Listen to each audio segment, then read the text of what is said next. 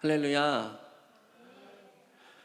하나님을 예배하시기 위하여 이 자리 가운데 나오시는 서의 모든 성도님들을 주님의 이름으로 환영하고 축복합니다. 우리 예배 시작하기 전에 옆 사람과 이렇게 인사했으면 좋겠습니다. 물론 옆 사람이 안 계신 분들도 계시고 생각보다 서로 멀리 떨어져 있지만 우리 좀 보시면서 이렇게 축복할까요? 오늘은 예배드리기 참 좋은 날입니다. 시작. 네, 정말로 그렇습니다. 네, 매주 금요일이 그렇습니다만 오늘은 또 특별히 더더욱 놀기 좋은 날이 아닌가 생각해 봅니다.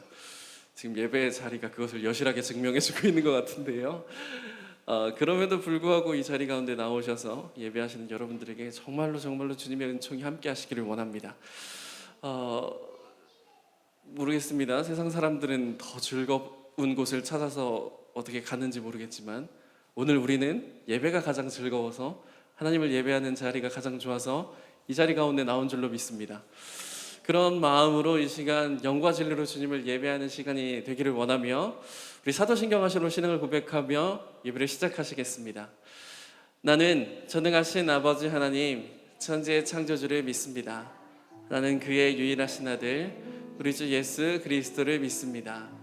그는 성령으로 잉태되어 동정녀 마리아에게서 나시고 본디오 빌라도에게 고난을 받아 십자가에 못 박혀 죽으시고 장사된 지 사흘 만에 죽은 자 가운데서 다시 살아나셨으며 하늘에 오르시어 전능하신 아버지 하나님 우편에 앉아 계시다가 거기로부터 살아있는 자와 죽은 자를 심판하러 오십니다. 나는 성령을 믿으며 거룩한 공교회와 성도의 교제와 죄를 용서받는 것과 몸의 부활과 영생을 믿습니다. 아멘. 정말로 하나님을 예배하시는 것이 가장 즐거우십니까? 여러분 어떤 순간에서도 하나님을 예배하시겠습니까? 그날이 놀기 좋은 날이든 몸이 조금 안 좋은 날이든 어떤 날이든 하나님을 예배하시겠습니까? 자, 그 마음을 담아서 우리 함께 이 찬양의 고백으로 나아가기 원합니다.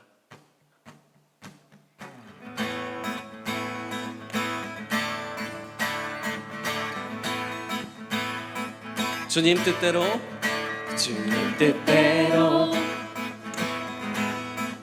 살기로 했네. 주님 뜻대로 살기로 했네. 주님 뜻대로 살기로 했네. 뒤돌아서지 않겠네. 뒤돌아서지 않겠네. 이 세상 사람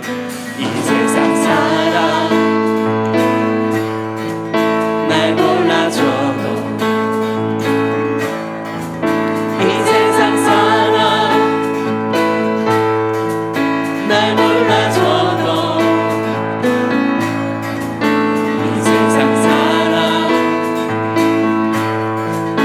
날 몰라줘도 뒤돌아서지 않겠네. 뒤돌아서지 않겠네. 한 번 더 믿음으로 선포합니다. 뒤돌아서지 않겠네. 뒤돌아서지 않겠네. 어떠한 시련이 와도 수많은 유혹 속에도 진실하신 주님 약속 나 붙들리라.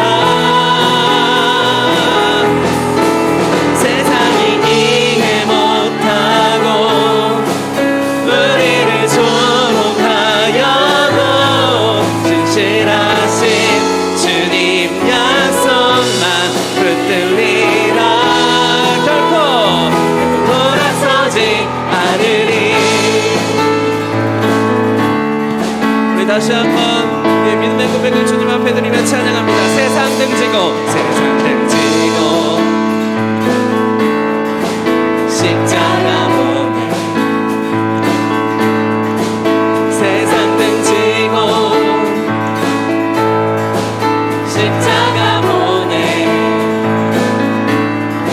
세상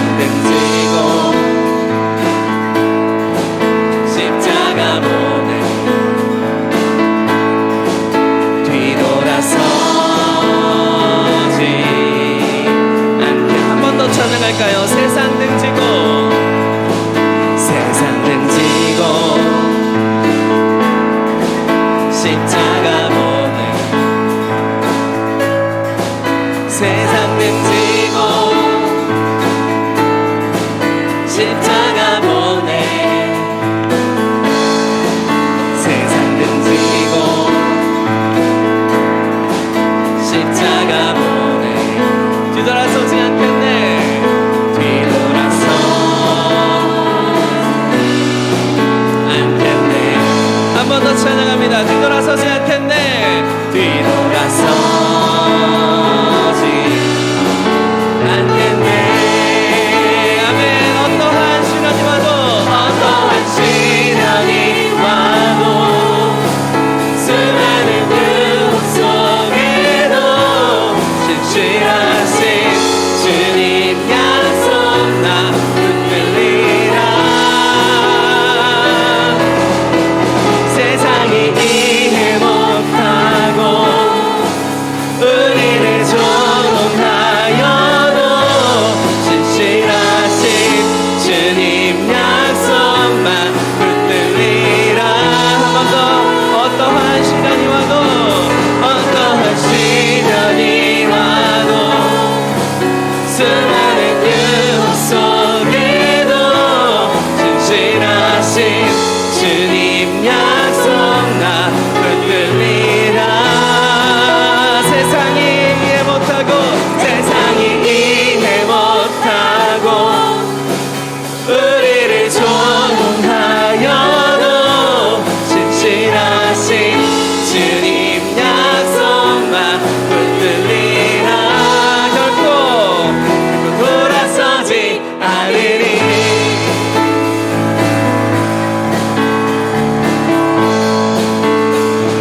네, 하나님께 영광의 박수 올려드리겠습니다. 할렐루야. 여러분 주님을 그토록 예배하시는 이유가 무엇입니까? 여러분 왜 주님을 예배하십니까? 이렇게 놀기 좋은 날에 말이죠. 왜 그러세요? 너무 교과서적인 정답이겠지만 주님께서 우리를 구원해 주셨음이 우리의 가장 큰 기쁨이 되기 때문인 줄로 믿습니다. 여러분 정말로 그러십니까? 그 기쁨을 우리에게 허락하신 주님께 우리 계속해서 박수치시며 함께 찬양하며 나아가기 원합니다.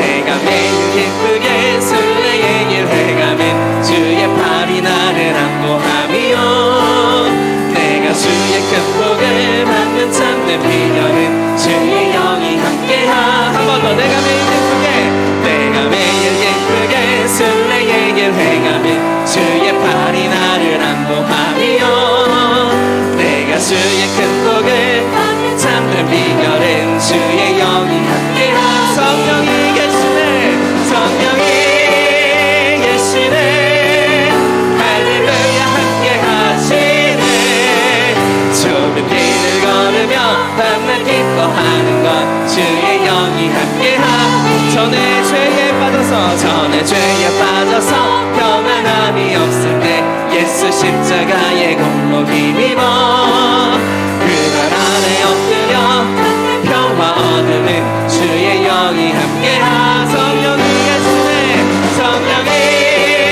계시네 할렐루야 함께 하시네 좁은 길을 걸으며 밤낮 기뻐하는 것 주의 영이 함께하 나와 동행하시고 모든 염려하시니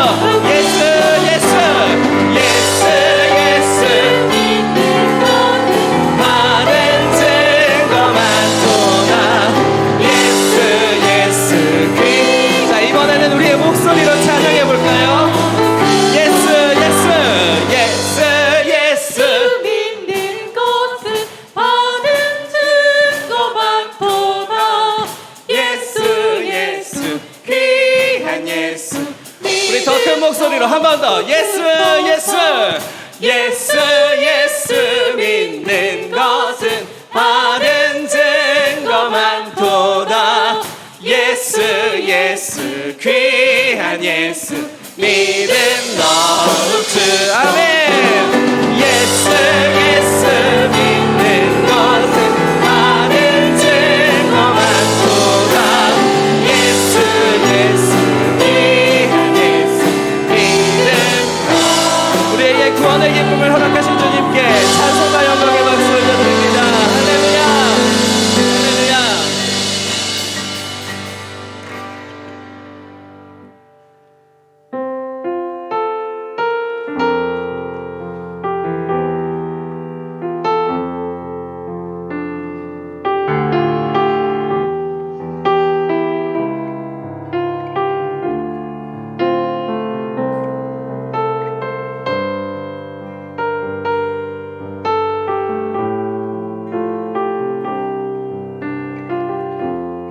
함께 찬양하기 원합니다. 하늘에 나는 새도 하늘에 나는 새도 주 손길 돌보시네. 온 땅에 충만한 주 사랑으로 내 마음을 덮으소서. 주 나를 부르셨네. 주의 영광 위에 모든 사람 이끄소서.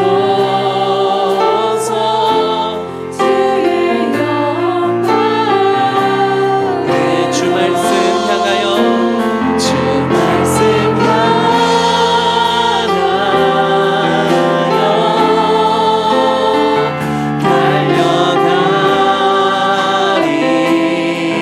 달려가리라.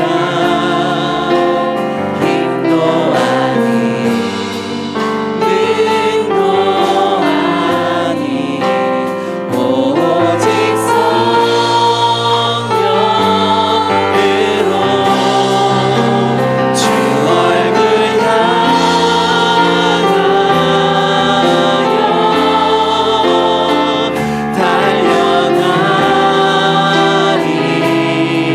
달려가리라.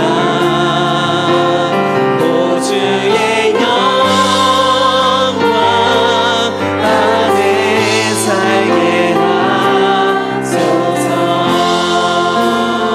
우리 처음부터 고백하기 원합니다. 하늘에 나는 새도 하늘에 나는 새도 주 손길 돌보시네. 온 땅에 충만한 주 사랑으로 내 마음을 덮으소서. 주 나를 부르셨네.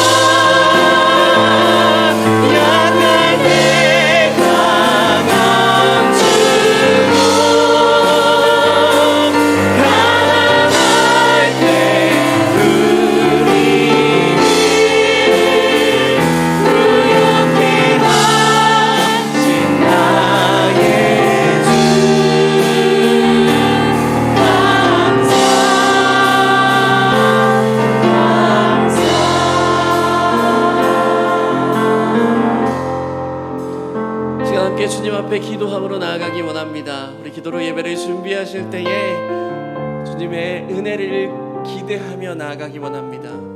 우리 주님은 정말로 우리가 약할 때 강함을 주시며, 우리가 가난할 때 부욕케 하시며, 우리가 상처 입었을 때 회복시키시는 분인 줄로 믿습니다. 시간 그러한 주님을 예배할 때에 주님의 은혜를 갈급하게 기다리오니 주님 우리 가운데 그 한량없는 은혜 베풀어 주시옵소서, 그 끊이지 않는 은혜 깨닫게 하여 주시옵소서라고 우리 함께 기도하며 나아가시겠습니다. 기도합니다. 사랑과 은혜가 풍성하신 아버지 하나님, 이 시간 거룩하신 주님 앞에 함께 예배할 때에 주님의 은혜를 갈급해하며 주님의 은혜를 간구하며 나아갑니다. 하나님, 오늘 이 시간 주님만을 바라볼 때에 주님 한량없는 은혜를 우리 가운데 허락하여 주시옵소서. 하나님, 주님의 은혜는 단 한 번도 끊이지 않았으나 아버지 우둔한 우리가 깨닫지 못하고 있사오니 하나님, 이 시간 거룩하신 주님의 은혜를 깨달을 수 있는 시간이 될 수 있도록 하나님 함께 하시고 역사하여 주시옵소서. 오직 주님의 은혜를 갈급함으로 나아갑니다. 주여 인도하여 주시옵소서.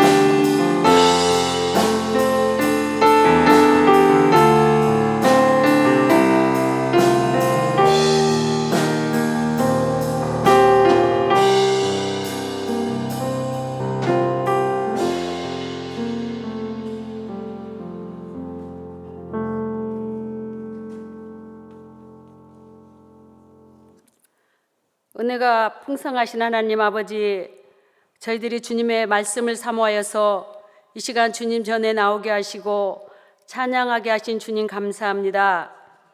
이 밤 저희들이 주님 뜻대로 부르짖게 하여 주시옵소서. 너는 내게 부르짖으라. 내가 내게 응답하겠고 내가 알지 못하는 크고 비밀한 일을 내게 보이리라 말씀하신 하나님, 저희들이 이 시간 그런 주님 만나게 하여 주시옵소서. 사랑의 주님, 우리 삶 속에 자비의 신앙, 소망의 신앙, 결단의 신앙이 있어서 십자가를 붙잡는 그런 우리 모두가 되게 하시며, 십자가의 사랑을 깊이 아는, 십자가를 묵상하고 십자가의 사랑을 느끼고 경험하고 그 사랑에 거하고 그래서 끝까지 믿음을 안주하는 부활의 신앙으로 살아갈 수 있는 우리 모두 되게 하여 주시옵소서. 우리 모두는 주님보다 앞서지 않게 하시고 제 뜻이 아닌 주님 뜻대로 십자가 아래 살아낼 수 있도록 도와주시옵소서. 사랑의 주님, 이곳에 은성 공동체를 세워주시고 이 공동체를 통해서 복음이 흘러가게 하시고 이 지역과 이 나라와 세계 열방을 통해서 세워지는 놀라운 역사가 있게 하여 주시옵소서.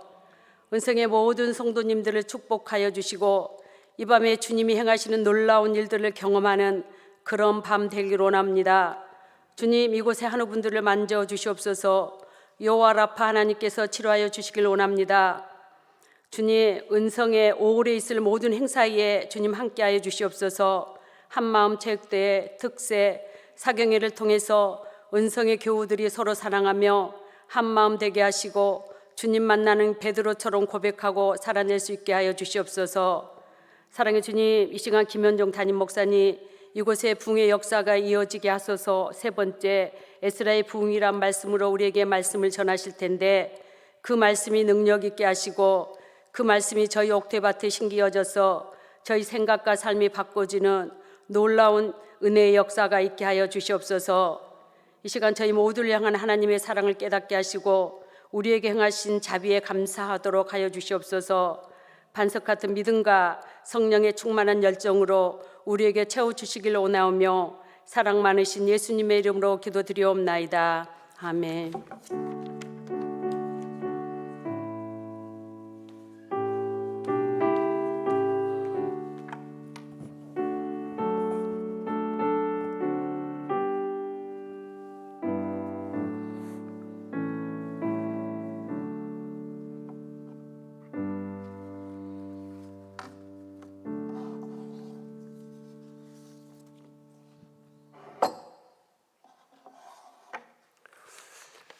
할렐루야.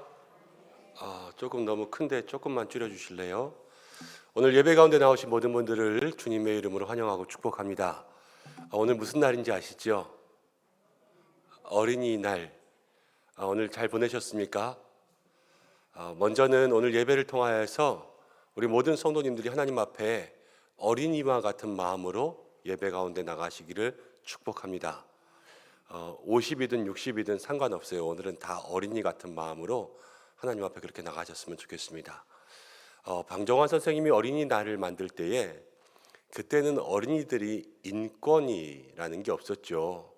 그냥 부모님들이 하라는 대로 잘하는, 그리고 어떻게 보면 또 하나의 어린 노동력이기도 했고요. 어린이가 어린이답게 살지 못하던 그런 때였습니다. 그런데 요즘을 보면 요즘에도 어린이가 어린이답게 사나 하는 생각들을 하게 됩니다. 어린이가 어린이답게 놀 데가 없고, 어린이가 어린이다운 생각을 하면 아직 어리다고 뭐라 그럽니다. 그렇게 생각할 수밖에 없는데 말이죠. 요즘 아이들 이렇게 보면서 뭐 학교 가다가도 사고 당하고, 학교 가면 폭력들도 많고, 늘 성적에 쫓겨 살고, 초등학교 4학년일 때 중학교 1학년 선행학습을 해야지만 되는 것처럼 그렇게 이야기하고, 또 너는 이거 돼야 된다, 너는 저거 돼야 된다, 많은 것들이 강요받는 그런 시대 가운데 살아가고 있지 않습니까? 어린이들이 어디 있어야 될까? 성경에 보면 아이들이 예수님께 나올 때 예수님은 다 안아주셨거든요. 이 시대에도 우리 아이들이 정말로 예수님의 무릎팍 같은 곳으로 나아갈 수 있는 곳이 있어야 될 텐데, 교회가 좀 그 일을 하면 좋겠다, 우리 성도들이 좀 그 일을 하면 좋겠다, 그런 생각들이 요즘 들었습니다. 옛날엔 아이 낳으면 동네가 키웠지 않습니까? 그렇잖아요. 너무 옛날 얘기하는 건가 보죠. 옛날엔 아이 낳으면 동네가 키웠는데, 아이 낳으면 교회가 좀 키우고, 아이 낳으면 좀 교회가 돌보고 이러면 참 좋을 것 같은데, 마음은 그런데 일단 어떻게 해야 될지 좀 저도 잘 모르겠고, 또 어떻게 하는 것이 정말로 이 시대의 아이들에게 도움이 될지 잘 모르겠습니다. 기도가 필요한 것 같고, 또 오늘 말씀 나누면서 함께 기도할 때에 어린이날이니까 특별히 아이들을 위해서 좀 기도했으면 좋겠습니다. 이 나라의 아이들 등굣길이 안전하게, 학교 가서도 안전하게, 모든 문화가 아이들에게 선정적이고 폭력적이지 않게, 또 무엇보다도 아이들이 예수님 알게, 그래야지 그들에게 영성과 인성이 있지 않겠습니까? 오늘 그런 여러 가지들을 마음 가운데 품고 기도할 수 있는 이 밤 되시기를 바랍니다. 함께 말씀 보겠습니다. 오늘 주시는 말씀은 구약 성경 느헤미야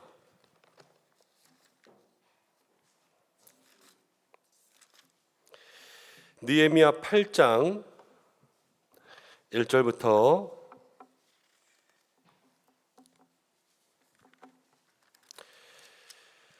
8장 마지막 절까지 보겠습니다. 8장 1절부터 마지막 절까지 한 절씩 교독하고 마지막 절 합독하겠습니다. 구약 737면입니다. 이스라엘 자손이 자기들의 성읍에 거주하였더니 일곱째 달에 이르러 모든 백성이 일제히 수문 앞 광장에 모여 학사 에스라에게 여호와께서 이스라엘에게 명령하신 모세의 율법책을 가져오기를 청하매, 일곱째 달 초라후에 제사장 에스라가 율법책을 가지고 회중 앞 곧 남자나 여자나 알아들을 만한 모든 사람 앞에 이르러 수문 앞 광장에서 새벽부터 정오까지 남자나 여자나 알아들을 만한 모든 사람 앞에서 읽음에 뭇 백성이 그 율법책에 귀를 기울였는데, 그때에 학사 에스라가 특별히 지은 나무 강단에 서고 그의 곁 오른쪽에 선자는 mat디다와 스마와 아나야와 우리야와 힐기야와 마아세야요, 그의 왼쪽에 선자는 다야와 이사야와 말기야와 하숨과 아스바다나와 스가랴와 무술람이라. 에스라가 모든 백성 위에 서서 그들 목전에 책을 펴니 책을 펼 때에 모든 백성이 일어서니라. 에스라가 위대하신 하나님 여호와를 송축하매 모든 백성이 손을 들고 아멘 아멘 하고 응답하고 몸을 굽혀 얼굴을 땅에 대고 여호와께 경배하니라. 예수아와 바니와 세레바와 야민과 악굽과 사부대와 호디야와 마아세아와 그리다와 아사라와 요사밭과 하난과 볼라야와 레위 사람들은 백성이 제자리에 서 있는 동안 그들에게 율법을 깨닫게 하였는데, 하나님의 율법책을 낭독하고 그 뜻을 해석하여 백성에게 그 낭독하는 것을 다 깨닫게 하니 백성이 율법의 말씀을 듣고 다 우는지라. 총독 느헤미야와 제사장 겸 학사 에스라와 백성을 가르치는 레위 사람들이 모든 백성에게 이르기를 오늘은 너희 하나님 여호와의 성일이니 슬퍼하지 말며 울지 말라 하고 느헤미야가 또 그들에게 이르기를 너희는 가서 살찐 것을 먹고 단 것을 마시되 준비하지 못한 자에게는 나누어 주라. 이날은 우리 주의 성일이니 근심하지 말라. 여호와로 인하여 기뻐하는 것이 너희의 힘이니라 하고 레위 사람들도 모든 백성을 정숙하게 하여 이르기를 오늘은 성일이니 마땅히 조용하고 근심하지 말라 하니 모든 백성이 곧 가서 먹고 마시며 나누어 주고 크게 즐거워하니 이는 그들이 그 읽어 들려준 말을 밝히 알미라. 그 이튿날 무릇 백성의 족장들과 제사장들과 레위 사람들이 율법의 말씀을 밝히 알고자 하여 학사 에스라에게 모여서 율법에 기록된 바를 본즉 여호와께서 모세를 통하여 명령하시기를 이스라엘 자손은 일곱째 달 절기에 초막에서 거할지니라 하였고 또 일러스되 모든 성읍과 예루살렘에 공포하여 이르기를 너희는 산에 가서 감람나무 가지와 들감람나무 가지와 화석류나무 가지와 종려나무 가지와 기타 무성한 나무 가지를 가져다가 기록한 바를 따라 초막을 지으게 하라 한지라. 백성이 이에 나가서 나뭇가지를 가져다가 혹은 지붕 위에 혹은 뜰 안에 혹은 하나님의 전뜰에 혹은 숨은 광장에 혹은 에브라임 문 광장에 초막을 짓되 사로잡혔다가 돌아온 회중이 다 초막을 짓고 그 안에서 거하니 눈의 아들 여호수아 때로부터 그날까지 이스라엘 자손이 이같이 행한 일이 없었으므로 이에 크게 기뻐하며 에스라는 첫날부터 끝날까지 날마다 하나님의 율법책을 낭독하고 무리가 이레 동안 절기를 지키고 여덟째 날에 규례를 따라 성회를 열었느니라. 아멘. 기도하고 말씀 나누겠습니다. 고마우신 아버지 하나님, 오늘 금요교회로 모였습니다. 하나님, 우리가 어린아이 같이 순전한 마음으로 주님 앞에 나아가게 하여 주옵소서. 어린이날이었습니다.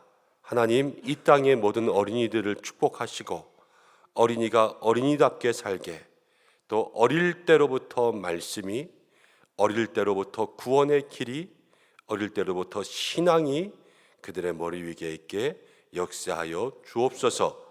이 땅의 모든 어린이들이 늘 강건하고 또 세상 가운데 모든 근심과 걱정, 염려 가운데 사로잡히지 않고 평안한 삶을 살 수 있도록 하나님 필요한 모든 것들을 채워 주시옵소서. 오늘 말씀 듣기를 원합니다. 우리 모두에게 하나님의 말씀의 역사가 있기를 간절히 소망하오며 예수님의 이름으로 기도드립니다. 아멘. 할렐루야. 한번 따라하겠습니다. 이곳에 부흥의 역사가 이어지게 하소서. 아멘. 이곳에 부흥의 역사가 이어지게 하소서. 우리가 지지난주부터 함께 말씀을 나누고 있습니다. 처음부터 말씀드렸습니다. 부흥은 우리 교회가 커지고 사람 많아지고 이것 때문에 부흥을 이야기하는 게 아니다. 부흥이라는 것은 무엇이냐면 우리의 신앙이 새로워지는 것, 우리의 신앙의 생활이 달라지는 것, 이게 부흥이라는 것을 기억해야 하는 거예요. 그리고 이스라엘 백성들, 이미 하나님을 섬기고 알았던 그들에게 하나님 부흥을 허락하시는 것은 그들의 삶이 달라져야 어제보다는 오늘이 더 좋은 신앙, 오늘보다는 내일이 더 좋은 신앙생활을 할 거 아닙니까? 하나님이 원하시는 것은 그것이기 때문에 오늘날 우리에게도 부흥의 역사가 필요하다 말씀드렸죠. 여호와께로 돌아가자 말씀드렸고, 또 지난주에는 미스바의 회개운동 함께 말씀을 나누었습니다. 이제 삶이 변화되고 달라져야 된다. 달라지고 변화되면 그 속에 무엇인가 달라진 삶을 살기 위한 우리 삶의 법칙들이 있어야 되지 않겠습니까? 우리도 그렇습니다. 가정 가운데 혹시 아이들이 잘못했다라고 해보겠습니다. 그들이 큰 실수를 하고 무엇인가 반성할 만한 일을 했다. 그러면 때로는 반성문을 쓰게 합니다. 너 앞으로 이렇게 한 거 다음부터는 하지 않겠다고 써놔. 그래서 아이들이 그걸 써서 잘 보이는 곳에 붙여놓게 하죠. 그리고 그것을 따르게 합니다. 뭐 이제는 아이스크림을 몇 개 이상 먹지 않겠습니다. 몇 시 이후에는 TV를 보지 않겠습니다. 하루에 얼마 이상 게임을 하지 않겠습니다. 나는 뭐 책을 보겠습니다. 공부를 하겠습니다. 이러한 것들을 하나씩 기준들을 세워놓지 않습니까? 우리들의 삶에도 하나님께로 돌아가고 또 하나님 앞에 모든 것을 회개하고 난 다음에는 이전과는 또 달라져야 될 거예요. 우리가 회개하고 여호와께 돌아간다 그래놓고는 똑같이 이전과 똑같이 살아간다면 그것은 아직 진정한 변화가 없는 거 아니겠습니까? 그런데 무엇에 따라서 우리가 달라져야 될까? 그 기준은 오직 말씀밖에 없는 줄로 믿습니다. 말씀이 우리의 기준이 돼서 말씀대로 살아가는 것, 그것이 부흥에 꼭 필요한 거예요. 그럼 말씀과 부흥은 어떻게 연결되고 또 우리가 우리의 삶의 진정한 부흥을 맛보기 위해서 우리가 말씀을 어떻게 좀 붙잡고 살아야 될까? 오늘 그것을 함께 나누고 기도할 수 있는 이 밤 되시기를 바랍니다. 자, 1절을 보면 이렇게 나옵니다. 이스라엘 자손이 그랬죠. 이스라엘 자손이 자기들의 성읍에 거주하였는데, 역시 여기서도 오늘 부흥의 주체는요, 바로 이스라엘 백성이에요. 하나님의 백성들에게도 부흥이 필요한 것, 우리들에게도 똑같이 부흥이 필요한 것을 계속 말씀해 주고 있습니다. 그런데 오늘 이스라엘 백성들이 어떤 분위기 속에 살아가고 있냐? 이 느헤미야 시대 때는요, 바로 바벨론 포로로 끌려갔을 그때죠. 그런데 바벨론의 포로로 끌려갔을 때에 다 끌려간 것이 아니라 이제 전쟁에 패배하고 나서 그 땅 가운데 남아서 살고 있던 사람들도 있었습니다. 다 끌려간 건 아니라는 거예요. 근데 그 땅에 살아가던 사람들, 이제 전쟁에 패배한 곳에 살아가니까 그곳에 이전의 전쟁들 다 부서뜨리고 불지르고 이런 곳에 있다 보니까 삶의 환경들이 좋지 않았을 거 아니에요. 근데 그보다도 느헤미야의 귀에 들린 것은 무엇이냐면 예루살렘 성벽이 다 불탔다, 이게 들렸습니다. 그래서 그 당시 느헤미야가 이제 바벨론에 있던 모든은 아니죠, 사람들과 함께 귀환해서 이 성벽을 재건하는 그러한 일들을 시작합니다. 많은 방해가 있었습니다. 하나님의 일에도 방해가 있어요. 이 방해 가운데도요, 느헤미야는 열심히 했습니다. 그래서 성경 가운데 보면 한 손에는 곡괭이를 들었고요, 한 손에는 칼을 들었어요. 그러니까 공사도 하면서 자기를 방해하는 사람들을 칼로 방어하기 위해서 공사 도구와 칼을 동시에 들고 있었다는 것이 성경에 기록되어 있습니다. 그만큼 방해가 심했음에도 불구하고 그만큼 열심히 하고 하나님이 도와주셔서 52일 만에 성벽을 다 완성하는 그러한 역사를 이루어냅니다. 놀라운 일이죠. 사람들과 함께 공사해서 51일 만에 무너진 것이 다 살아났어요. 그런데 느헤미야는 거기서 끝나지 않습니다. 그 이후에 어떤 내용이 나오냐면 이스라엘의 신앙의 문제가 회복되는 것이 기록되고 있어요. 여러분, 제가 몇 번 말씀드린 적이 있는 것 같아요. 우리들의 삶의 진정한 회복은 문제가 해결되는 것이 끝이 아니라 예배가 회복돼야지만, 신앙이 회복돼야지만 그것이 진정한 회복인 줄로 믿습니다. 문제는 성벽 문제였어요.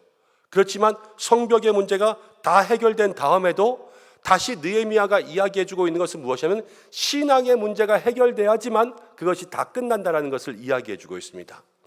우리의 삶이 그렇습니다.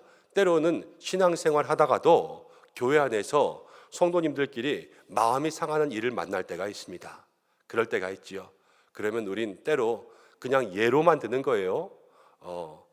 누구 권사님 때문에, 아니면 누구 목사님 때문에, 누구 집사님 때문에 마음이 상했다. 나 그래서 교회 당분간 안 나가.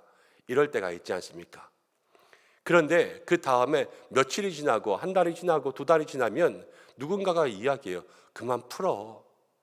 그럼 뭐라 그래요? 나 다 풀렸어. 이러지 않습니까? 다 잊었어. 그럼 다시 교회 나와. 싫어. 지금은 안 나갈 거야. 난 다 잊었는데 지금은 안 나가. 그럼 그게 회복된 겁니까? 아닙니까? 아니에요. 나는 다 잊었어. 나 이제 아무렇지도 않아. 그래도요, 그거는 아무렇지 않은 것일 수가 있어요. 그러나 진정한 회복은 신앙생활이 다시 회복되고 예배가 회복되는 그 자리 가운데 나와야지만 진정한 회복이 있다는 것, 우리가 그것을 기억해야 되는 줄로 믿습니다. 하나님의 백성이 이제 진정으로 회복된다. 우리의 삶에 이 예배는 생명이지 않습니까? 이 예배가 살아나야지만 우리의 모든 삶이 살아나는 것. 오늘 말씀이 그것을 보여주고 있어요. 1절 한번 보세요. 다시. 이스라엘 자손이 자기들 성읍에 거주하였는데 7째 달에 이르러 성벽을 다 지었을 때예요. 근데 모든 백성이 일제히 수문 앞 광장에 모였다. 백성들이 다 모였습니다. 다 모여서 뭐였냐? 학사 에스라에게 여호와께서 이스라엘에게 명령하신 모세의 율법책 가져오기를 청하매 학사 에스라를 데리고 와서 말씀을 가져와서 그 말씀을 읽어달라. 이렇게 모든 백성들이 모여서 그렇게 요청을 한 거예요. 그러니까 이들에게 영적 예배가 살아나기 시작한 거죠. 그들이 다 모인 이유가 말씀을 듣고 싶어서 모인 거예요. 아직 이들의 삶에 회복되어야 될 것들이 많습니다. 좋은 집을 가진 것, 좋은 밭을 가진 것도 아니고 먹고 살 만한 그러한 생계가 다 채워진 것도 아니에요. 그렇지만 그들의 삶에 필요한 것은 무엇이냐면 말씀을 듣는 것. 이것이 이스라엘 백성들을 회복시키는 시작이고 그 부흥의 회복의 문을 여는 첫 번째 관문이 되었다라는 것. 그것을 우리가 기억해야 될 줄로 믿습니다. 그러니까 부흥의 첫 번째 문은 말씀이구나. 말씀. 우리에게 말씀이 회복돼야 되는구나. 근데 말씀이 어떻게 회복돼야 될까? 여러분 한번 계속 보겠습니다. 자, 7째 달 2절 말씀 가운데 보면 율법책을 가지고 왔습니다. 이 율법책을 읽어줬어요. 율법책은 말씀이에요. 말씀을 읽어줬는데 3절 말씀 가운데 보니까 수문 앞 광장에서 언제부터 언제까지? 새벽부터 정오까지 계속 그걸 읽어줬습니다.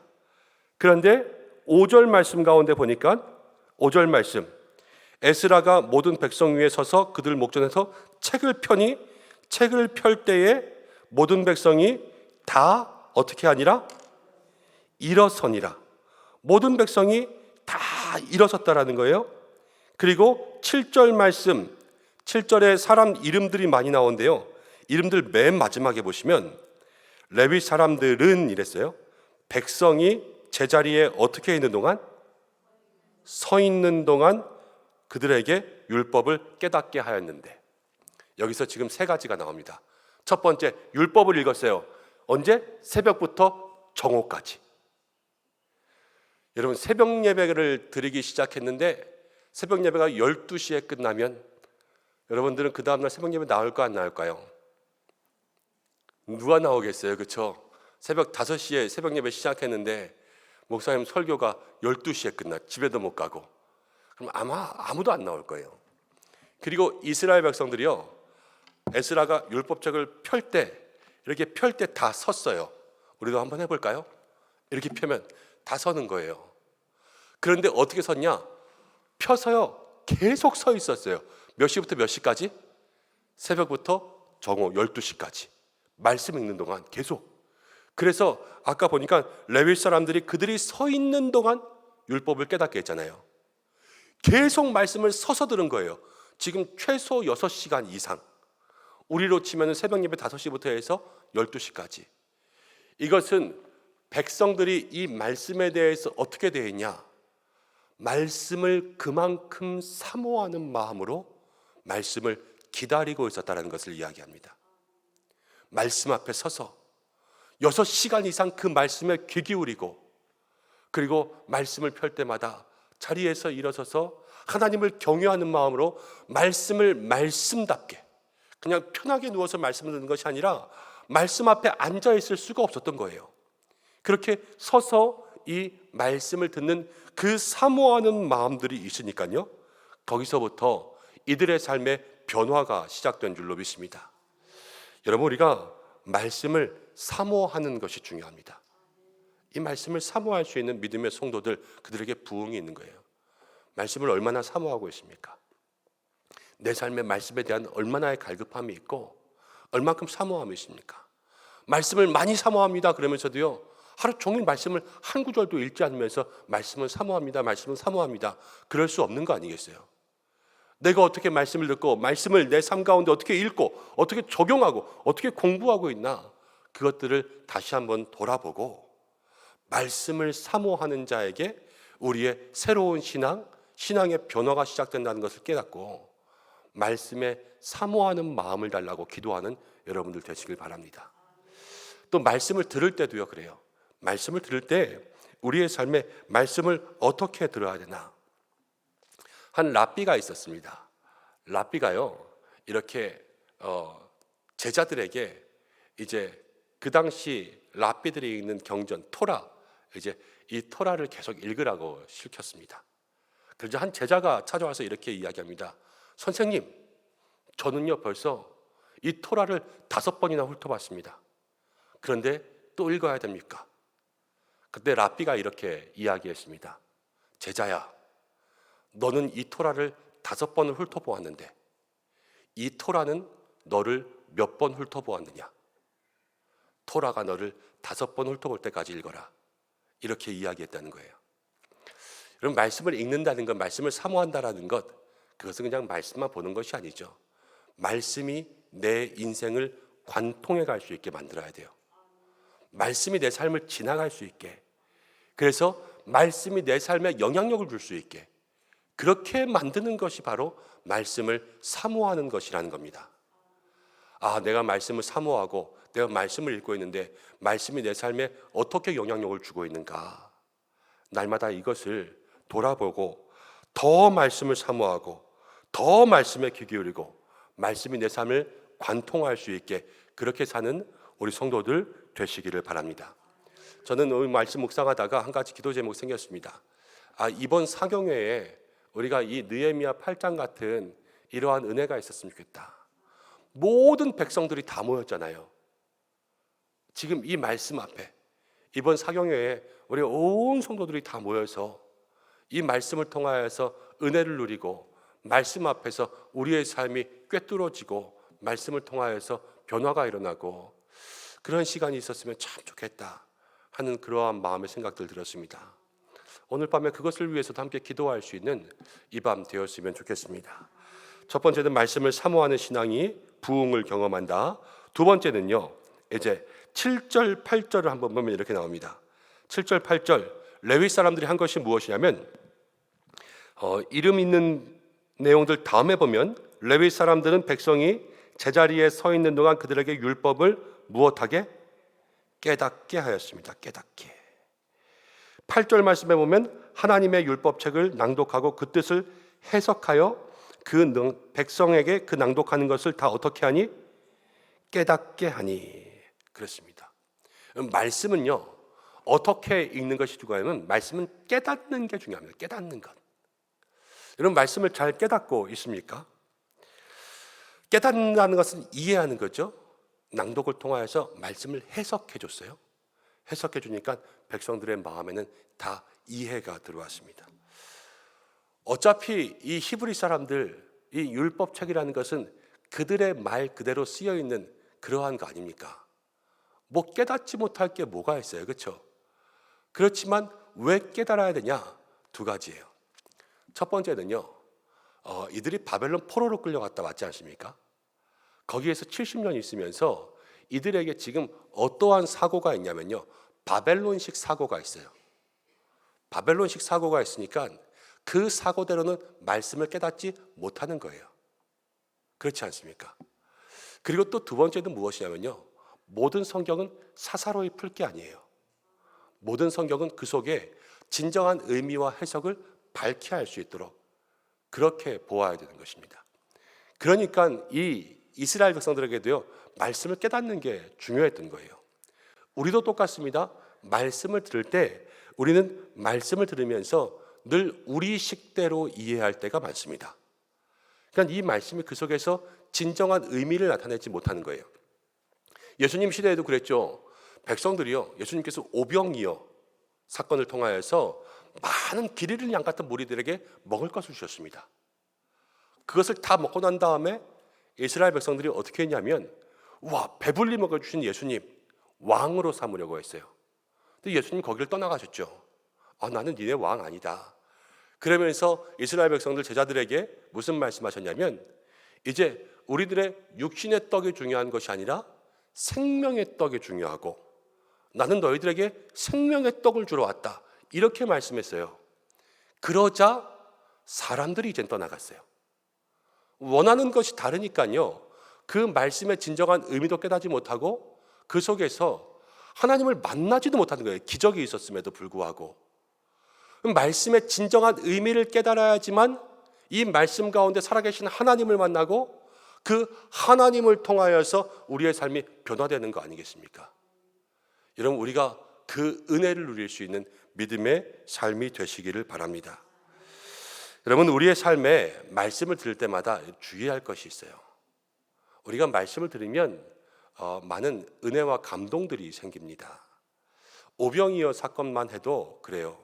많은 사람들 예수님께서 먹여주시니까 그 삶에 만족이 있었죠. 만족함, 배부름이 있었어요. 근데 이 만족함은 감정으로 나타나는데요. 우리가 말씀을 들을 때 여러분, 제일 믿지 못할 게 감정이라는 것부터 알아야 돼요. 제일 믿지 못할 게 감정이다. 우리는 때로는 말씀 들을 때 이 감동을 받아서 눈물이 나거나 아니면 우리의 감정을 터치해서 그 속에서 무엇인가 이렇게 뭉클거림이 있거나 그럼 그것이 은혜라고 생각할 때가 많이 있습니다. 물론 은혜일 때도 있습니다. 그렇지만 우리의 감정이요 얼만큼 변하기 쉬우냐면요, 누군가 미워하는 사람이 있다가도 그 사람이 갑자기 나한테 와서 100만 원 주면서 너 쓸래? 그럼 그 사람이 어떻게 보입니까? 예뻐 보이죠. 좋아지는 거 아니겠습니까? 저 사람 평소에 진짜 기가 막히게 싫은 사람이었는데 어느 날 갑자기 와가지고 내가 힘든 일하고 했을 때 말없이 도와주면서 내가 이거 할게요, 쉬세요, 이렇게 말 한마디 하면 거기서 이 마음의 응어리가 눈 녹듯 싹 녹아지는 거 아니겠어요? 이게 뭐의 변화예요? 감정의 변화죠. 감정의 변화. 이 말씀에 있어서 여러분, 감정이 중요하기도 하지만요, 이 감정보다 더 중요한 게 있는데 그것이 무엇이냐면 말씀을 깨달음으로 의지가 변하는 거예요.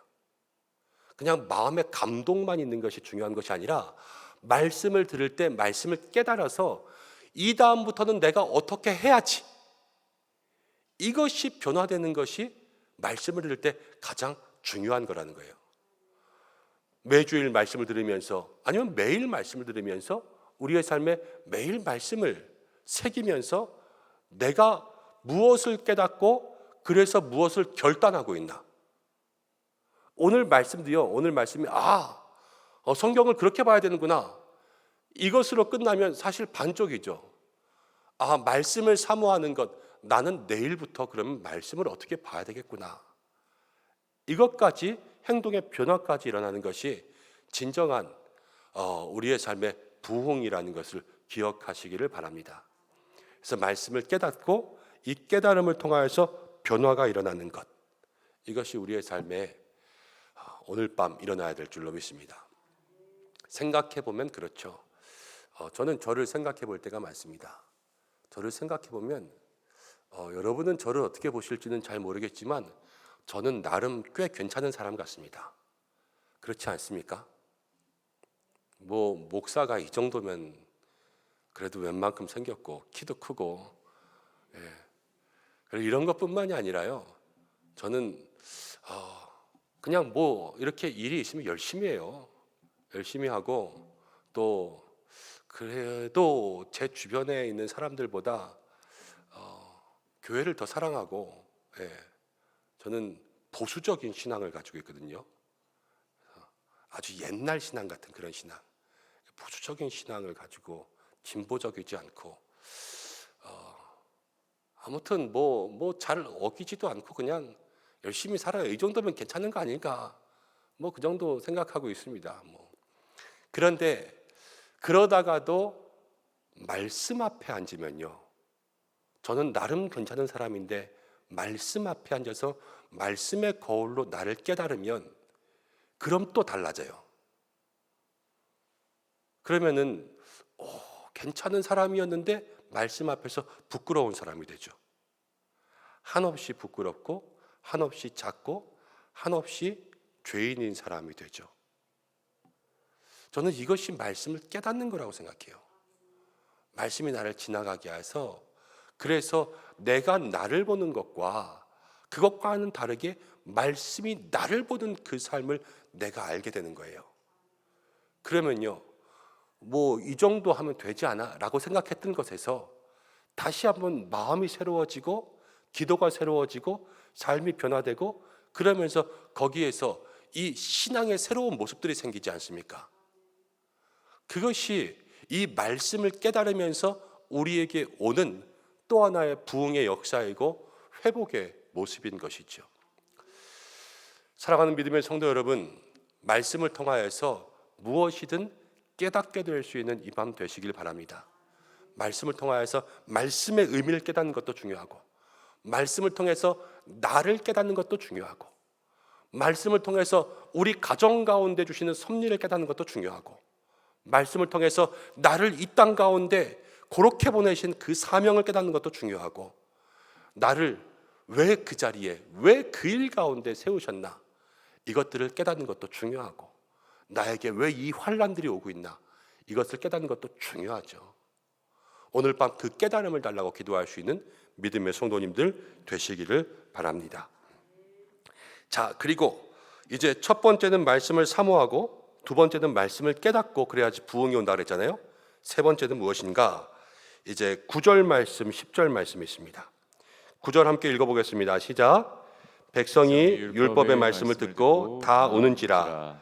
총독 느헤미야와 제사장 겸 학사 에스라와 백성을 가르치는 레위 사람들이 모든 백성에게 이르기를 오늘은 너희 하나님 여호와의 성일이니 슬퍼하지 말며 울지 말라 하고, 지금 백성이 다 말씀을 깨닫고 비춰보고 있으니까 자기들이 죄인이거든요. 그래서 울기 시작한 거예요. 그런데 그때에 레위 사람들이 울지 마라. 그래서 울지 마라. 10절 말씀 또 한 번 나옵니다. 한 벌씀입니다. 시작. 느헤미야가 또 그들에게 이르기를 너희는 가서 살찐 것을 먹고 단 것을 마시되 준비하지 못한 자에게는 나누어 주라. 이날은 우리 주의 성일이니 근심하지 말라. 여호와로 기뻐하는 것이 너희의 힘이니라. 그러니까는 이제 12절 말씀 가운데 보면 모든 백성이 곧 가서 먹고 마시며 나누어 주고 크게 즐거워하니 이는 그들이 그 읽어 들려준 말을 밝히 알미라. 즐거워하라 그랬는데요, 가서 즐거워했어요. 왜 즐거워했냐면 말씀을 밝히 아니까 즐거운 거예요. 말씀은 하나님의 뜻인 줄로 믿습니다. 하나님의 뜻을 아니까 즐거워하는 거예요. 우리가 말씀을 사모하고 말씀을 깨닫고 이제 세 번째 부흥을 통하여서 말씀이 우리의 삶에 어떻게 들어와야 되냐? 깨달은 말씀대로 반응해야 되는 줄로 믿습니다. 밝히 아니까요, 가서 즐거워했잖아요. 반응한다라는 것은 무엇이냐면 하나님의 뜻대로 삶이 변화하는 것, 이것이 바로 말씀에 응답하는 삶이에요. 이스라엘 백성들이 말씀을 듣고 지금 밝히 알며 기뻐하며 즐거워했습니다. 하나님을 알았어요. 하나님의 뜻을 발견했어요. 성벽 짓고 나서 그들의 삶이 아직 뭐 좋은 것이 많지도 않았습니다. 이스라엘 백성들 돌아와서 그들의 집보다, 그들의 삶보다 지금 이 성벽의 문제가 지금 여기에 다 매달려서 이 성벽을 다 세웠거든요. 그리고 아직 경제도 회복되지 않고 그들의 삶의 터전들도 안정되지 않은 그러한 때였어요.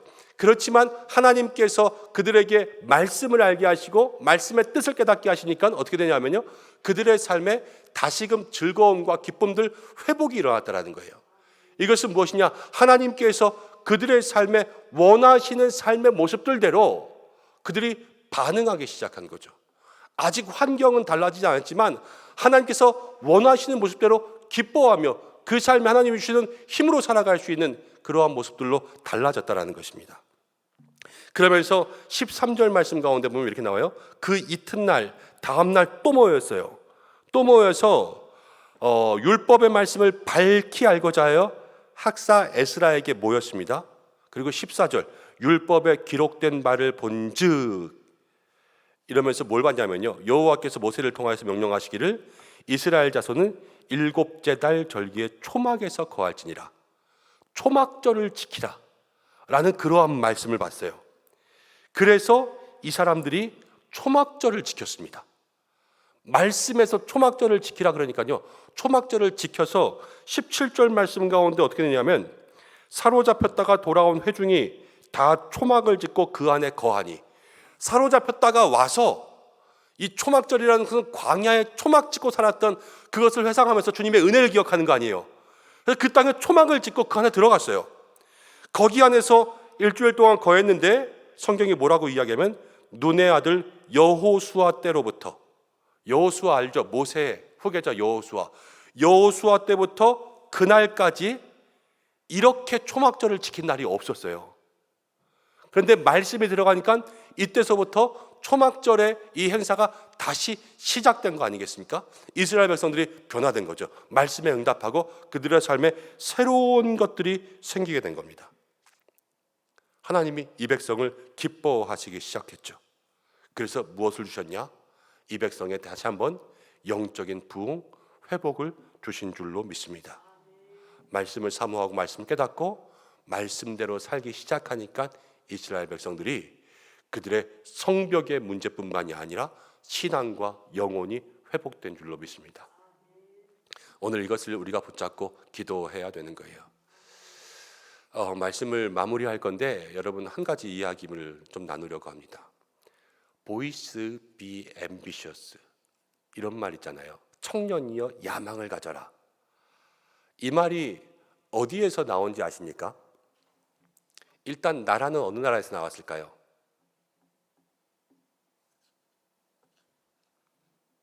영어니까는 미국에서 나왔겠구나 그러시지 않겠어요?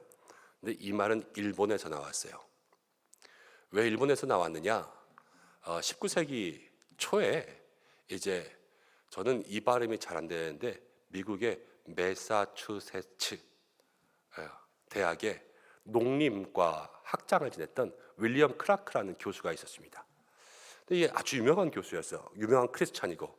그런데 이 사람이 19세기 초에 일본이 농경을 위하여서 삿포로 농경대학을 짓습니다.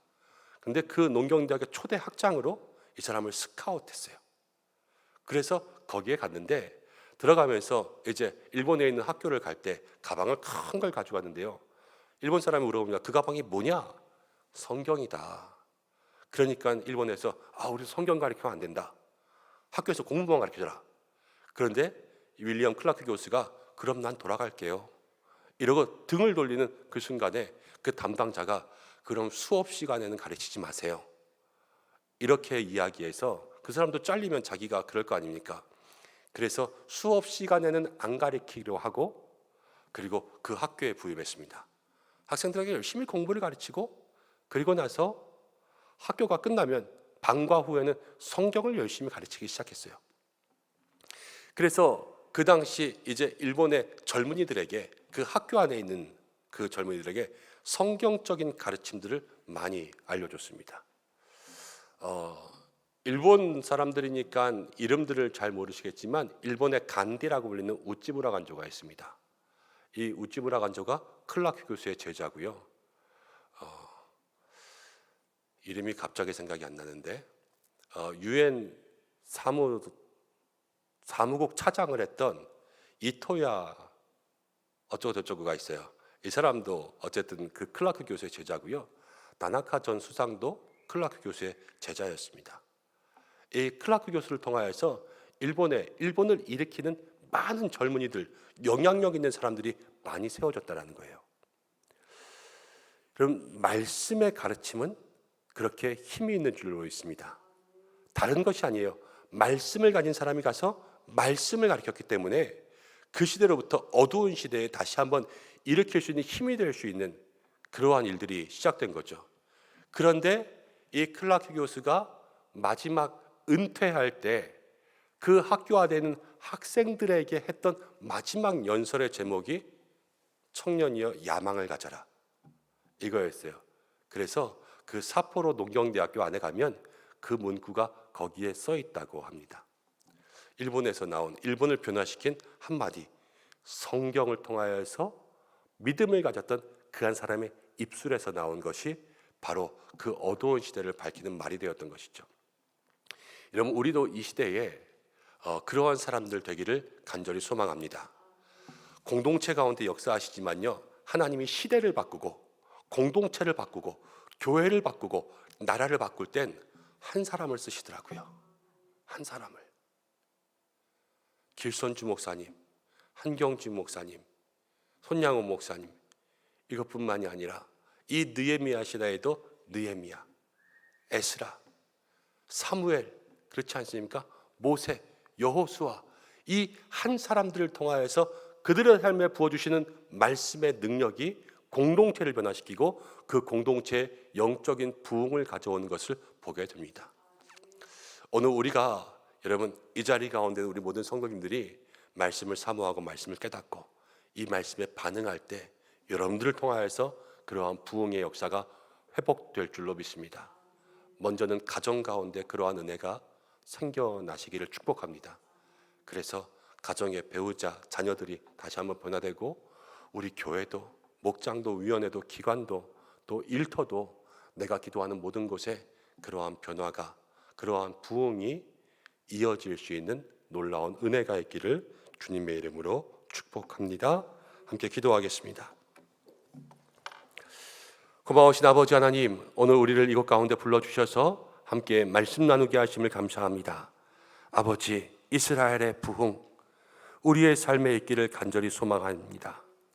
말씀을 사모하고 말씀을 깨닫고 말씀이 우리의 삶을 관통하고 말씀이 우리의 삶을 이끌어가서 말씀대로 응답할 수 있는 이 밤 되게 역사하여 주옵소서.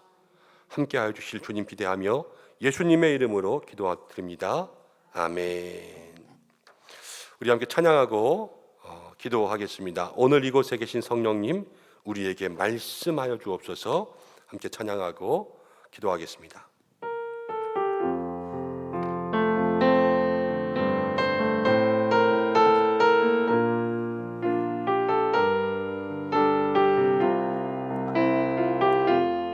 오늘 이곳에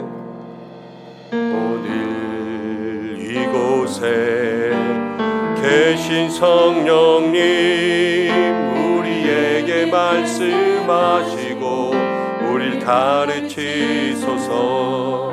닫힌 우리 맘 열어주시고 주의 빛으로 밝혀 우릴 인도하소서. 우리 한 번 더 오늘 이곳에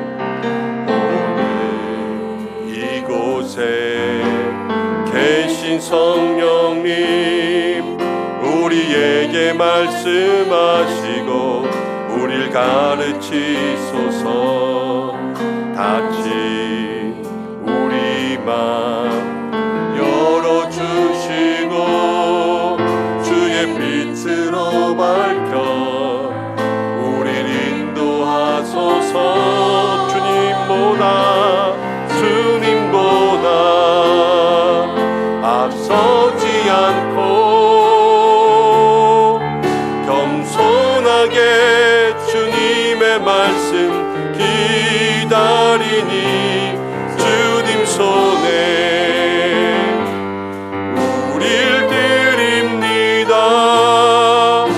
사랑으로 인도하소서. 주님보다 앞서지 않고 앞서지 않고 겸손하게 주님의 말씀 기다리니 주님 손에 우릴 드립니다. 사랑으로 인도하소서. 우리 한 번만 더 오늘 이곳에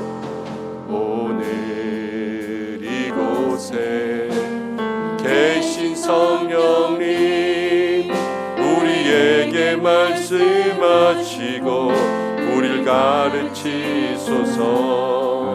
닫힌 우리 맘 열어주시고 빛으로 밝혀 우릴 인도하소서.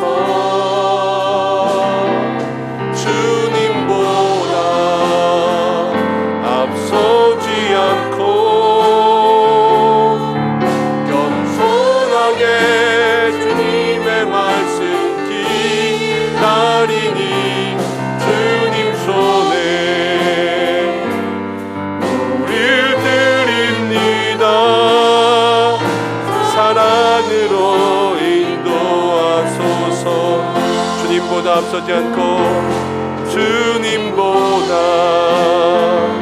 앞서지 않고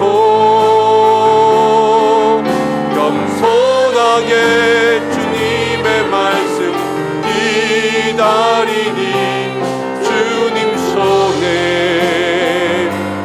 모두 드립니다. 사랑으로 인도하소서. 우리 이 시간 말씀을 좀 생각하면서 기도하겠습니다. 하나님, 오늘 나에게도 부흥의 역사가 이어지게 하여 주옵소서. 내 삶에 진정한 부흥이 있게 인도하시되 우리가 무엇으로 부흥해야 되겠습니까? 하나님, 나에게 말씀을 사모할 수 있는 그 믿음의 마음을 더하여 주옵소서. 함께 기도하고 말씀을 깨달을 수 있도록 하나님, 나의 삶에 은혜를 주옵소서. 말씀이 우리의 삶을 변화시킬 수 있게, 하나님이 기뻐하시는 일을 할 수 있게 말씀에 응답하고 반응할 수 있게 달라고 함께 기도하며, 혹시 듣고도 변화하지 못한 것들이 생각나거든 주님 앞에 고백하고, 말씀이, 내가 말씀을 보는 것이 아니라 말씀이 나를 보아서 내 삶을, 내 인생을 깨달을 수 있도록 해달라고 기도하고, 신앙생활의 변화, 내 신앙의 변화가 부흥이라고 말씀드렸는데 내 인생의 진정한 부흥이 시작되게 인도해 달라고 우리 이 시간 말씀 생각하면서 잠시 기도드리겠습니다. 주여 한번 외치고 기도하겠습니다. 주여, 지나본 하나님, 감사드립니다. 오늘 우리를 나올 수 있도록 인도하시고 하나님 말씀 적응할 수 있도록 인도하심을 감사드립니다. 아버지, 이 시간 말씀 적응하는 우리들의 삶 가운데 역사해 주시어서 하나님 은혜 허락하여 주시고 능력 허락하여 주시고 하나님의 귀한 역사가 있게 주님 인도하여 주시고 주여 축복하여 주시옵소서. 하나님, 기도하며 나아갑니다. 주여, 내가 피해 능력이 우리 가운데 있기를 간절히 바라오나오니 주님 인도하여 주시고 하나님, 오늘도 진정한 부흥의 역사, 하나님 우리의 삶 가운데 부흥의 역사가 이어지게 인도하여 주시옵소서. 하나님 아버지, 기도하며 나아갑니다. 우리가